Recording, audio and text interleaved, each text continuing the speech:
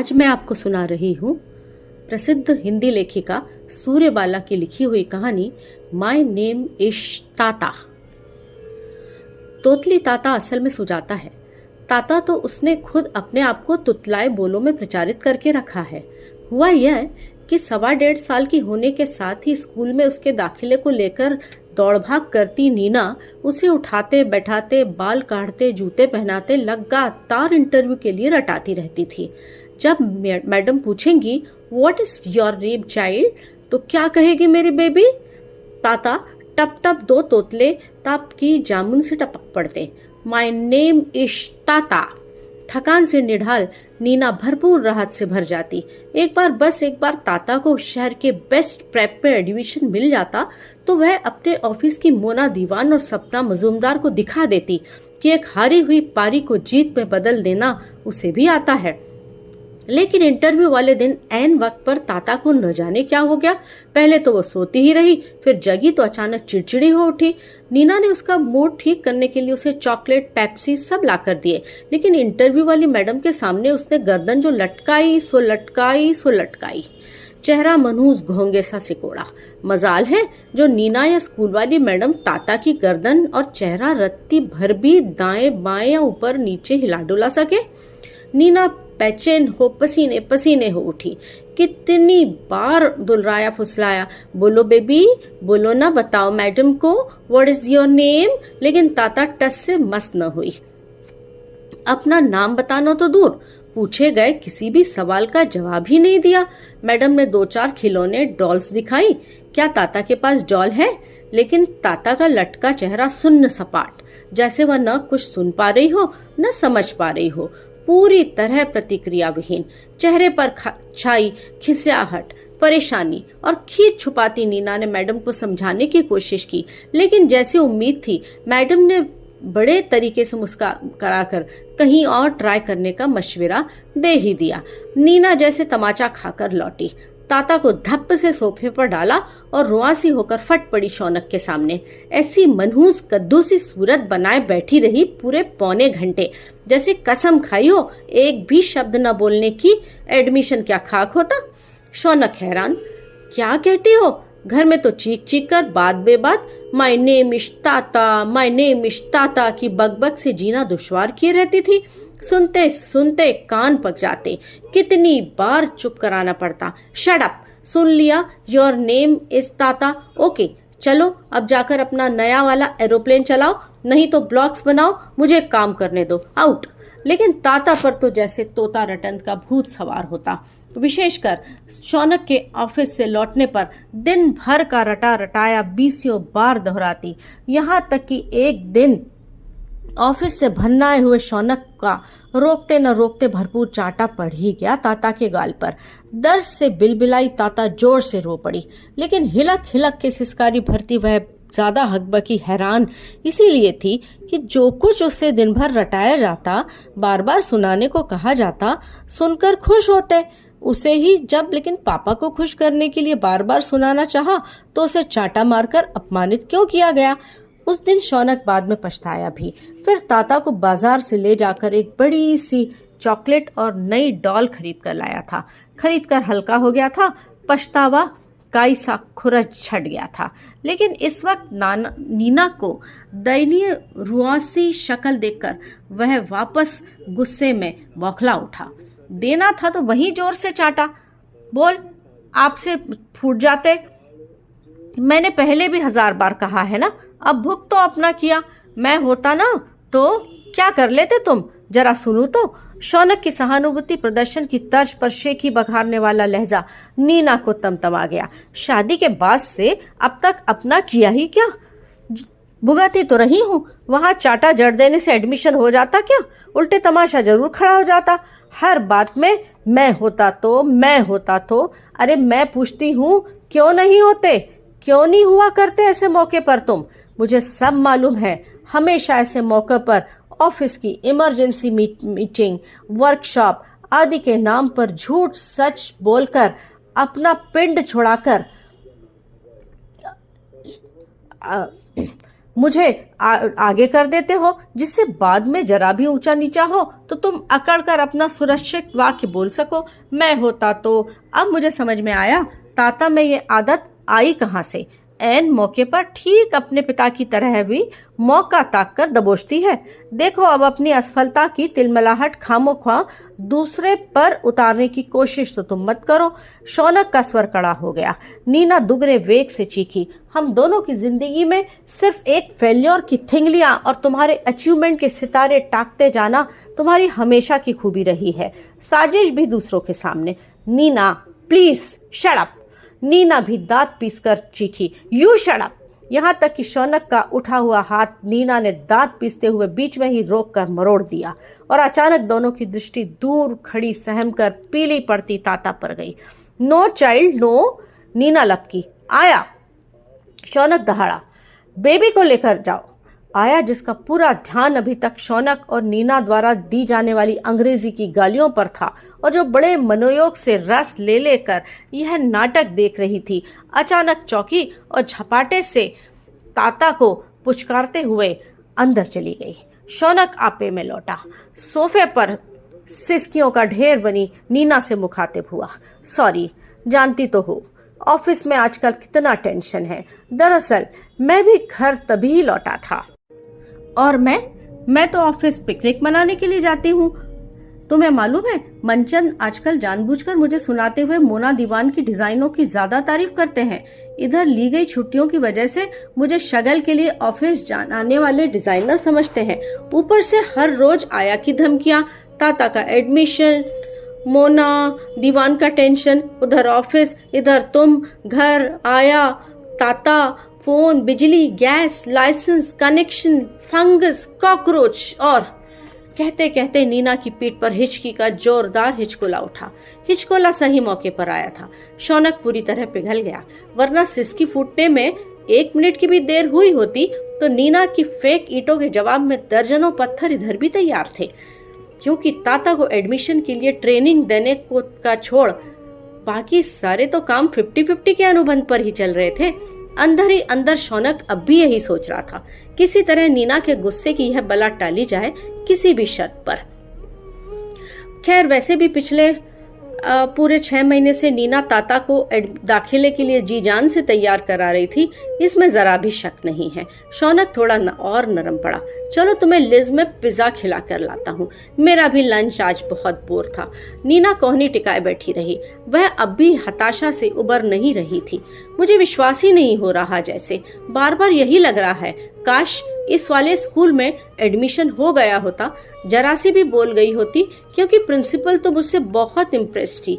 शौनक मन ही मन मुस्कुराया। बेशक बाकायदे पार्लर होकर जो एडमिशन दिलाने गई थी ताता को। छोड़ो भी, और भी बहुत से स्कूल हैं, 6 महीने बाद सही, पर स्कूल की बात ही कुछ और थी। और फिर लोग क्या कहेंगे, तुम्हारे मेरे इतने कुलीग्स, फ्रेंड्स, पहचान वाले की ताता इंटरव्यू में फेल, एडमिशन नहीं हुआ। हाँ नहीं हुआ, बस कह देंगे लोगों को। जो सोचना हो सोच लें, करना हो तो कर लें। बस चलो उठो, अब हम दोनों को चेंज की सख्त जरूरत है। Come on. शौनक ने प्यार से कंधे पर थपकी दी। आया के जाने के टाइम से पहले लौटना भी तो है। नीना ने दीवार से चुन्नी उठाकर गले में फंसाई, होठों पर लिपस्टिक घुमाई और पैरों में सैंडल डालती निकल गई। दोनों चले गए तो न आया ने चैन की सांस ली। उसने सहमी ताता को उसके खिलौने, रंग बिरंगी किताबों और कलर पेनों के बीच बिठाया। हाँ, अब अच्छे से खेलने का। चलो अपना किचन सेट से मुझे चाय बना के पिलाओ तो। और आया आधी पड़ी तिलिस्मी कोठी खोलकर बैठ गई। ताता ने जोर से पैर पटका। नहीं, मैं अपने कप में तुमको चाय नहीं देती। ओके बाबा। आया बिल्कुल डिस्टर्ब होना नहीं चाहती थी। मत दो बाबा, खेल खेलो अपना। देखो कितना अच्छा बुक, छोटा बड़ा पप्पी, एलिफेंट डॉल। नहीं, मैं कुछ नहीं खेलती। तुम मुझको स्नो वाइट की स्टोरी सुनाओ। आया फिर बिदक गई। स्टोरी तो तुमको कितनी बार सुनाया है बेबी, वही बात। अब भी बस पिक्चर देखने का। ये देखो स्नो वाइट और ये देखो उसका जहर का एप्पल खिलाने वाली रानी, बुड्ढी अम्मा। बस। तत्ता अचानक रंगीन किताब पर बने चित्र के फ्रुकेट क्वीन, सौतेली रानी के बिचके होंठ, मिचमिची आंखें और सिकुड़े बिदुरे चेहरे को देखकर चीखी। आया, तुम बुढ़ी अम्मा हो ना? आया सिर से पांव तक अवहेलित होकर जल उठी। बैड गर्ल बेबी, जाओ, अब मैं तुम्हें नहीं दूंगी, बोली आया। अच्छी। ताता ने अंदाज लगाया आया चिढ़ रही है। उसे मजा आया। नहीं तुम डंडी, तुम बुढ़ी अम्मा। अपमान से सुलगकर आया का चेहरा और ज्यादा सिकुड़ता जा रहा था। बुरी तरह मुंह बिदोर कर उसने कहा, गंदी बेबी। लेकिन उसे जल्दी से जल्दी ताता की जबान पर आया वह शब्द भूलवाना भी था, वरना ताता का क्या ठिकाना। चार आए गए के सामने कभी भी बुढ़ी अम्मा उच्चार जाए। चलो दूध पियो और सो जाओ, तुम्हारा मिजाज ठिकाने नहीं है। जब पापा का जोर से थप्पड़ पड़ेगा ना, तब भी तुम्हारा अक्कल। सुनने के साथ ही ताता को पापा मम्मी, उनका लड़ना बिफरना और फिर कंधे सहलाते गले में चुन्नी डाले साथ साथ बाहर निकलना याद आ गया। अचानक ही वह जैसे असहाय हो गई। उसने हथियार डाल दिए और चुपचाप आया कि थमाई दूध की बोतल थाम ली। लेकिन दूध फीका, ठंडा और बेस्वाद लगा। पर सहमी ताता बेमन से बोतल मुंह में लगाए रही। बोतल मुंह में दबाकर ताता की उदास आंखें अपने चारों ओर देख रही थी। एक से एक महंगी motor car, aeroplane, helicopter, building set, kitchen set, doll, stuff toys, pussycat, giraffe, पता नहीं क्या क्या। फर्श पर चारों तरफ रंग बिरंगी किताबें, चरखी, फिरकनी, ब्लॉक्स, और इन सब के बीच ताता और आया और ताता। पैराग्राफ समाप्त। अचानक ताता की आंखें एक डॉल पर ठिठक कर सहम गई। यह वही डॉल थी जो पापा ने उसे चाटा मारने के बाद खरीदी थी। अगले हफ्ते अचानक आया छोड़कर चली गई। नीना सनाका खाकर गई, तैश में आकर बिफरी। ऐसे कैसे छोड़ सकते हैं हम तुम्हें? तुम्हें मालूम है ना मुझे ऑफिस जाना होता है। आपने तो बोला था ना बेबी का एडमिशन हो जाएगा। आया, तुम्हें तो अच्छी तरह मालूम है बेबी का एडमिशन अभी नहीं हो पाया। लेकिन हम लोगों को भी अच्छा जॉब रोज रोज हाथ पे रखा नहीं रहता मैम साहब। आया ने नक्शा झाड़ा।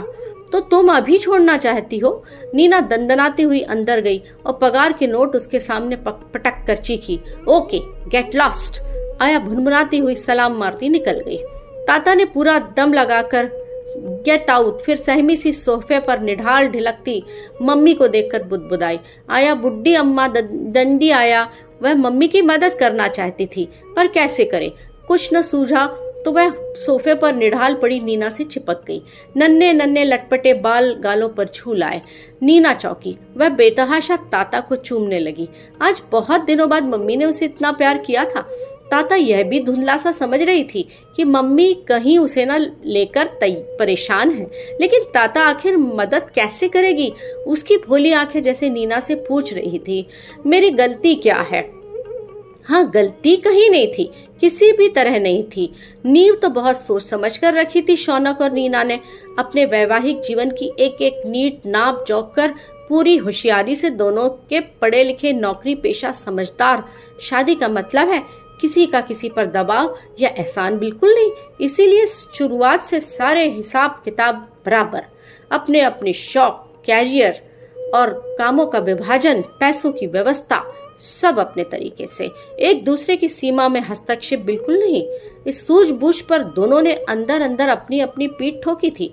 शादी के पहले जिस तरह रेस्टोरेंट और कॉफी हाउस से कई कई मर्तबा इकट्ठे होकर दोनों ने आगामी जीवन के सारे मुद्दे हर कोण से डिस्कस किए थे, कोई तीसरा सुनता तो यही सोचता कि विवाह या पश्चिम जैसे मधुर रिश्तों की बजाय किसी बराबरी के हकदारी दावे वाला कानूनी इकरारनामा है। अपनी तरफ से नीना ने बड़ी बारीकी से बस एक और मुद्दा जोड़ा था। पति पत्नी ही नहीं, अन्य तीसरे की दखल अंदाजी भी दोनों के बीच में कारण बन सकती थी। समझदार को इशारा काफी। शौनक ने फौरन नीना को यह कहकर निश्चिंत कर दिया कि शुरू से कस्बे में रहकर आई माँ ने हमेशा शौनक को शहर के अच्छे स्कूलों में पढ़ाया है और कस्बे के उसी मकान में ऊपर नीचे 2-4 कोठरियां बनवाकर उन्हें किराए पर उठाकर अब तक सारा जीवन एकादशी, प्रदोष, जन्माष्टमी, रामनवमी, गबन, गोदान और साकेत की सोहबत में काट ले गई है। वैसे भी माँ की प्रकृति और जीवन शैली कभी उन दोनों के बीच में हस्तक्षेप करने वाली बाधक नहीं बनेगी। लेकिन इतना सोच समझकर बिछाए गए सारे समीकरण ताता के आने के साथ ही लड़खड़ा गए हैं। हालांकि ताता का आगमन भी कोई दुर्घटना नहीं थी। 1.5 साल बाद बच्चे को लाना तयशुदा ही था। लिहाजा नीना ने पूरे 9 महीने किताबों पर किताबों पढ़ी, मैगजीन्स पर मैगजीन, उसमें लिखी सारी हिदायतें पढ़ी। इतने में इतने महीने का इतना विकास, ये लक्षण, सावधानियां, पूरा बाल मनोविज्ञान और बच्चे को पालने के तरीके कंठस्थ। शौनक भी प्राउड फादरहुड का खिताब हासिल करने के लिए उत्साह से जुट गया। बेबी लोशन, क्रीम, पाउडर, झूले और टब, बच्चा गाड़ी, बाप रे, सोचा ही नहीं था कि एक बच्चे की अगवानी इतनी खर्चीली होगी। यह दोनों ने एक दूसरे से छिपकर मन ही मन सोचा। ऊपर ऊपर तो एक दूसरे को समझाते हुए यही कि प्राउड पेरेंटहुड से गुजरने की थ्रिल के एवज में इतना भी नहीं करेंगे दोनों। हाँ, बच्चा भी 50-50 हम दोनों के खाते में आएगा। पूरा डिसिप्लिन, डेटॉल से नेपी धोएंगे, इन्फेक्शन से बचाएंगे, टाइम से खाना, टाइम से नींद, हमारा बच्चा टाइम से सोएगा, टाइम से जाएगा, बारी बारी से देखभाल करेंगे, स्वस्थ पोषण, अच्छा स्कूल में एडमिशन, इंटरव्यू की तैयारी। पर माय नेम इज ताता। लेकिन पैदाइश के साथ ही ताता ने किताबों की एक ना मानी। किताबों में नीना ने जो पढ़कर रखा था, ताता उसका उल्टा ही करती। वह 3-4 घंटों के बदले पौन घंटे में ही जग जाती। एक बोतल दूध खत्म करने के लिए 3 बार सोती। भूखी होने पर 1 औंस दूध पेट में जाते ही हटा लेती। शाम भर सोती और सुबह 4 बजे से किलकारी मार के हाथ पैर फेंकना शुरू कर देती। प्राउड फादर, प्राउड मदर निहाल हो जाते, लेकिन दोनों के ऑफिसों की फाइलें उन्हें आतंकित करती। नीना को दर्जन भर शर्ट की डिजाइन पूरी करनी है, शौनक को पूरे साल के बजट का एस्टीमेट। आंखें थकान और बोझ से निढाल इस वक्त। लेकिन किलकारी मारती ताता को क्या मालूम कि उसके पापा के इस नए डिपार्टमेंट वाला बॉस किसी न किसी बहाने शौनक की चूके निकालने के लिए तरकीबें ही ढूंढता रहता है, जिससे वह उसकी जगह अपने आदमियों की भर्ती कर सके। ताता को तो यह भी नहीं पता कि उसकी मम्मी नीना के दिल पर अचानक सनाका सा बैठ जाता है। कहीं इन 6 महीनों की मैटरनिटी लीव का फायदा उठाकर साहिनी ने मोना दीवान को डिपार्टमेंट हेड का तमगा तो नहीं सोच दिया, तो वो क्या कर लेगी। ताता यह भी नहीं जानती थी कि अभी कुछ 5 महीने की भी नहीं हुई कि उसकी माँ पर ऑफिस ज्वाइन करने का टेंशन और डिप्रेशन हावी होने लगा है। और धक्के दे देकर निकाले गए ख्यालों के बीच भी एक मुंहफट सवाल उसे परेशान करता रहता, कहीं ताता को इस दुनिया में लाकर उन्होंने गलती तो नहीं की। इतना ही नहीं, यह सब सोचते खुद की नजरों में जलील भी होना। छी, क्या यह मेरी परिभाषा है प्राउड मदर की। लेकिन ठोस वास्तविकता की जमीन पर आया तलाश ली गई थी। आया से पहले एक प्रस्ताव माँ के पक्ष में भी उठा था और पूरी तरह पूर्वाग्रह रहित विचार विमर्श भी किया गया था। पहले से तय कि दोनों में से किसी बात का बुरा नहीं मानेगा। Fact is fact. आया को नीना निर्देश दे सकती है, माँ को नहीं। लेकिन माँ 24 घंटे रहेगी और थोड़ा बहुत ख्याल रखना ही होगा। आया पेड सर्वेंट होगी, पगार ज्यादा, लेकिन खाना अपना खुद लाएगी। माँ पेड न होने पर भी खाना पीना तो सारा अपने जैसा ही, बल्कि वे तो शुरू से रात में सोने से पहले 1 गिलास दूध भी पीती आई हैं। बड़ी देर तक आया और माँ तराजू के दोनों पलड़ों पर ऊपर नीचे होती रहीं। अंत में बोली आया के पक्ष में गिरी। पूरे 1.5 साल गाड़ी अटक अटक कर चली, लेकिन अब आया छोड़कर चली गई और नीना की दहशत जदा आंखों के सामने अपना सजा सजाया फ्लैट, पर्दे, गुलदस्ते, सब कुछ विकराल ब्लैक होल में तब्दील होते जा रहे थे। अगला पूरा महीना जबरदस्त गहमा गहमी का था। शौनक को शायद ट्रेनिंग के सिलसिले में जर्मनी जाने का चांस मिले और नीना पर खुद बाहर से मिले ऑर्डर की भरपाई करने की जिम्मेदारी। रातों रात कहाँ से आया तलाश की जाए, वह भी 4-6 महीने के बच्चे के लिए। अच्छी खासी बोलती समझती ताता के लिए, लेकिन अब बहस की कोई गुंजाइश नहीं थी। अब तराजू बटखरे एक किनारे रखे। रविवार की आधी छुट्टी पर नीना ने ताता की बेबी मीटिंग की और शौनक इतवार की शाम माँ को उनकी छोटी अटैची के साथ लेकर लौटा। ताता, देखो बेटा कौन आया है। यह प्यार और आदर से ज्यादा जल्दी से जल्दी ताता को हिला मिला देने की चिंतावश ज्यादा कहा गया था। बुड्ढी अम्मा, ताता ने मटक कर अरुचि से कहा और अपना हवाई जहाज जमीन पर तेज आवाज के साथ चलाने लगी। बैड गर्ल, शौनक अपने आप को अपमानित महसूस करते चीखा। इन दोनों के डिसिप्लिन ट्रेनिंग की धज्जियां उड़ाती ताता ने। You bad boy, shut up, you shut up. नहीं बुद्धि अम्मा, नीना ने बात संभाली। नहीं बेटे, दादी, माँ ने बौखलाते खिसियाते बेटे बहू को संभाला। कहले दे यार, अड़ोगे तो बच्चा भी अड़ेगा, मैं कोई बाहर की हूँ क्या? तोतली होने पर भी ताता इतनी समझती थी कि ये उससे चिढ़ने मुरझाने के बदले उसका मटकना देकर उल्टे निहाल हो रही हैं। फटकार भी उल्टे मम्मी पापा को पड़ गई। नीना जब अंदर गई तो ताता चुपके से पास में आई और गोल गोल आंखें झपकाकर धीमे से पूछा, तुम दादी हो? दादी को शरारत सूझी। तुम ताता हो?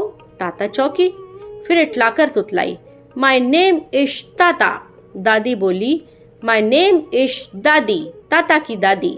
ताता किलक कर हंस दी, फिर वही शान और रौब से अपने एक एक खिलौने ला ला कर दिखाने लगी। मेरा एरोप्लेन, लिंडा डॉल के लिए चाय बनाती हूँ, तुम भी पियोगी? लो अभी स्टोरी आती है। सुबह नीना को ताता को झकझोर कर जल्दी जल्दी उठाने की जरूरत भी नहीं पड़ी। ताता जब तक आंखें मलती उठी, नीना शौनक बाय बाय करते हुए जल्दी जल्दी ऑफिस के लिए निकल रहे थे। दादी दरवाजा बंद करके लौट रही थी। ताता को दादी बड़ी अजूबी लगी। न यह आया थी, न यह आंटी थी, एदल ऑरेंज वाली ताई भी नहीं थी, और न कपड़े धोकर पोछा मारने वाली शेवंती थी। उसने दादी के पास आकर पूछा, दादी तुम कौन हो? दादी ने उसे अपनी गोदी में समेट कर कहा, अपनी ताता को की दादी और तुम्हारे पापा की मम्मी। तुम मम्मी हो, फिर तुम ऑफिस चली जाओगी? नहीं, मैं नहीं जाऊंगी ऑफिस। क्यों? मम्मी लोग तो सारे दिन ऑफिस जाती हैं, लेकिन दादी लोग ऑफिस नहीं जाती। फिर तुम गम में क्या करोगी? मैं ताता के साथ खेलूंगी। ताता को लगा दादी झूठ बोल रही हैं, आया की तरह, पापा की तरह और मम्मी की तरह। ताता तो अपने खिलौने के साथ खेलती है, आया जादुई कालीन पढ़ती है। मम्मी पापा छुट्टी के दिन सुबह से सारे दिन क्या क्या सफाई मरम्मत यही करते रहते हैं। दर्जनों लोगों को कर्टसी कॉल, और इस तरह छुट्टी के पूरे दिन का रस नींबू की तरह निचुड़ जाता है। लेकिन दादी तो सचमुच कहीं नहीं गई। ताता उनके पीछे पीछे कौतिक से घूमती रही। दादी ने अपनी अटैची खोली। ये तुम्हारे कपड़े हैं, बस इतने? दादी हंसी। दादी तुम पुअल हो? पुअल बच्चे दंदे होते हैं, वे सड़क पे खेलते हैं, दंदी चीजें खाते हैं और एक्सीडेंट। दादी ने अटैची से पूजा की घंटी, पीतल की आरती, अगरबत्ती, रामकृष्ण के चित्र और रामायण निकाली। ये तुम्हारी बुक है? हाँ। तुम्हारे पास अच्छी बुक नहीं है? मेरे पास बॉइल्ड रेड और येलो बुक है। फिर एकदम दमक कर बोली, मैं तुम्हें अपनी बुक्स नहीं दूंगी, तुम दंडी कर दोगी। दादी घंटी निकाल कर रखने लगी तो वह टुन्ने से बोल गई। ताता को आज सारे खिलौने से न्यारी लगी। उसने ललचाई नजरों से घंटी की तरफ देखा। ये तुम्हारी है, तुम इसे बजाती हो? दादी हंस दी। तुम बजाओगी? लो बजाओ, पूजा करते समय हम दोनों बजाएंगे। ताता थोड़ी हिचकी, फिर खुश होकर घंटी बनाने लगी। दादी ने भगवान जी के चित्र एक छोटी चौकी पर सजा दिए, रुई की बत्ती बनाई, पीतल के दीपदान में तेल की भीगी बत्ती जलाई, फिर ताता के हाथ में दीपदान पकड़ाए गोल गोल घुमाकर आरती करवाई। ताता ने एक बार दादी को गाते सुना, फिर ऊंची आवाज में गलत ही तुतलाती रही और लगातार टुनन टुनन घंटी बजती रही। चित्र में भगवान के एवं अस्तु की मुद्रा देखकर ताता ने पूछा, दादी भगवान जी क्या कैसे हैं? कहते हैं ताता बड़ी गुड गर्ल है। और ये वाले भगवान जी क्या करते हैं? कहते हैं ताता खूब बली हो जाए। ताता की आंखें खुशी से हुलसी। नहीं, मैं बली होकर ऑफिस नहीं जाऊंगी। दादी भौचक, ठीक है, लेकिन तुम क्यों नहीं जाऊंगी? बताऊं, ऑफिस बहुत गंदा होता है, वो मम्मी पापा से झगड़ा करता है। फिर दादी के कानों में आकर बोली, और ऑफिस के पास एक है ना बस्टर्ड बॉस होता है। तुमसे किसने कहा बच्चे? ताता ऐठी। No buddy, I know. दरवाजे की घंटी बजी। ताता चीखी, दादी दरवाजा मत खोलो, रूपा आंटी होंगी, वो बहुत बोल गलती हैं, उनका बेबी राहुल बॉल चीखता है। दादी फिर अचकचाई, तुमको कैसे मालूम? ताता फिर इठलाई, आई नो। दरवाजे पर आया थी। उसने सोचा था ऑफिस से छुट्टी लेकर नीना फोन मारकर आया तलाश रही होगी। उसे देखते ही उसकी बाँछें खिल जाएंगी, 100-150 बढ़ाकर वापस आने की मिन्नतें करेंगी। लेकिन ये माँ जी को देखकर चौंक गई।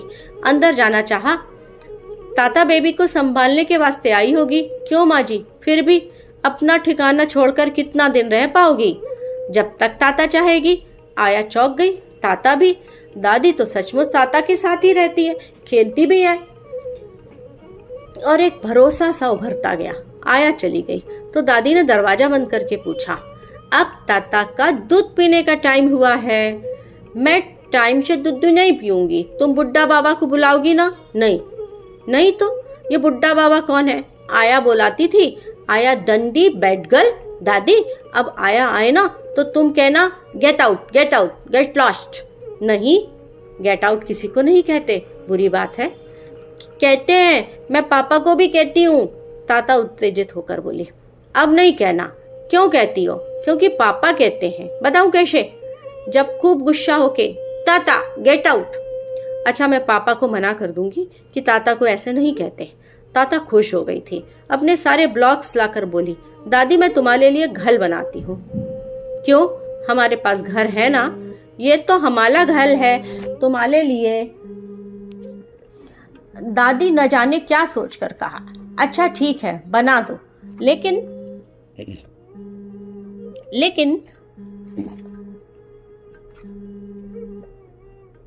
ताता का छुट्टी न जाने क्या सोचकर कहा, अच्छा ठीक है बना दो, लेकिन ताता का मन उचट गया। उसने घर नहीं बनाया। पूछा, दादी तुम्हारे पास मामूली 1000 है, लेकिन मेरे पास तो एक बहुत अच्छी चीज है। बताओ क्या? बताऊं? मेरे पास एक बहुत स्वीट सी ताता 1000 है। ताता दादी के जोक पर किलकारी मारकर हंस दी। फिर तो ताता और दादी का प्रिय खेल ही बन गया।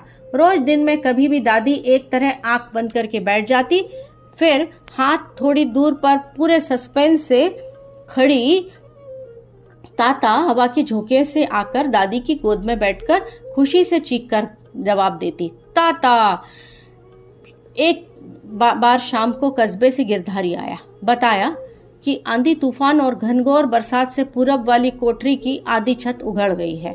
आपकी संदूक पेटियां सब उघारी हैं। माताजी, किसी तरह बाल बच्चों की निगरानी में छोड़कर आया हूँ, पर कब तक? वैसे तो आप भी 4-6 दिन का बोलकर आई थी। सब लोग वहां परेशान हैं। माताजी बीमार उमार तो नहीं पड़ गई? ताता ने छोटी बिल्लौरी आंखों से सब देखा और सब भापा। दादी तुम कहाँ जाती हो? अपने घर बेटे, तुम मेरे लिए घर बनाती थी ना? नहीं, ताता ने आदेश दिया, तुम नहीं जाना। दादी ने बच्ची का मान रखा, अच्छा नहीं जाऊंगी। लेकिन ताता के मन में अंदेशा बैठ गया। दादी चली जाएंगी, मम्मी पापा भी कितनी बार ही ऐसे कहते हैं, लेकिन बाद में चले जाते हैं। दादी भी किशन जी, राधा जी, घंटी, आरती सब कुछ लेकर चली जाएंगी। ताता के पास फिर से खूब भड़कीले रंगों वाली ढेरम ढेर किताबें और हवाई जहाज, मोटर कार, ट्रेन, चरखियां रह जाएगी। और सबके बीच अकेली ताता, या फिर आया बुड्ढी अम्मा। अचानक वह वापस दादी के पास आई। दादी तुम जाना मत, प्रॉमिस। दादी ने अचकचाकर देखा। दादा की आंखें दोबारा पूछ रही थी, प्रॉमिस दादी? ताता के अनजाने उसकी बिल्लौरी आंखें झील सी डबाडब थी। इतने कीमती आंसू अरसे से किसी ने माँ जी के लिए नहीं बहाए थे। उन्होंने शौनक को एक तरफ बुलाकर कहा, तुम्हारा हर्ष तो होगा, पर किसी तरह इस इतवार चले जाते तो अच्छा था। संदूक और पेटियां दूसरी कोठरी में डालकर ताला लगाकर आ जाना, मैं न जा पाऊंगी। 1-2 दिन की बात नहीं, यह मेरे और ताता के भरोसे वाली बात है। विश्वास छोटे या बड़े नहीं हुआ करते, चाहे बच्चों के हों या बूढ़ों के। कहीं से सुनती और भांपती ताता दौड़ी आकर दादी की गोदी में समा गई। थैंक यू दादी। यदि आपको कहानी का प्रस्तुतिकरण अच्छा लगा हो तो प्लीज़ मेरे चैनल को सब्सक्राइब कीजिए। आपका बहुत बहुत धन्यवाद, बहुत बहुत धन्यवाद।